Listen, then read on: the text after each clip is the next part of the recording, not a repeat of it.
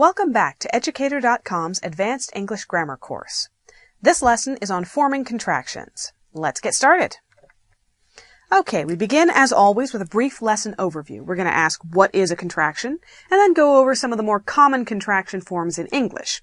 Are contractions, have contractions, is has, not, will shall, would had, and, of course, miscellaneous other contractions, because it wouldn't be English if it didn't have exceptions. Ain't, which isn't actually a word, so we'll go over that. Cause, let's, ma'am, o'clock, and the inevitable y'all.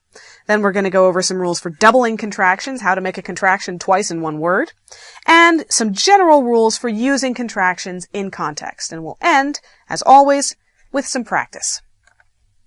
Alright, what is a contraction? Well, a contraction is a group of two or more words joined together with each missing letter or group of letters replaced by an apostrophe. Contractions are usually quicker to write and pronounce than the words they replace. They're also considered less formal, and that's a little bit of a double-edged sword because they're less formal, they're sometimes frowned upon as in some academic writing. You may be working on a dissertation or a master's presentation, and you may be told, don't use contractions, they're not considered professional, in which case, follow that rule. But sometimes contractions are required, as in any writing that requires a personal or friendly tone. If you're writing a chatty email to your friend and you never use contractions, you're going to sound like a robot. On the other hand, if you're writing to the head of your dissertation committee and you use contractions all the time, you're going to sound like you're 14 years old. So be very careful of context in using contractions.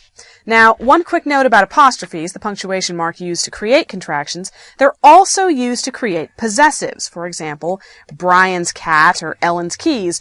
But these are not considered contractions because the apostrophe isn't actually replacing a missing letter or group of letters.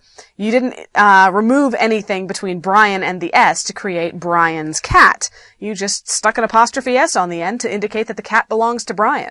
So it's not a contraction, it's a possessive, and we are going to be talking about contractions in this lesson.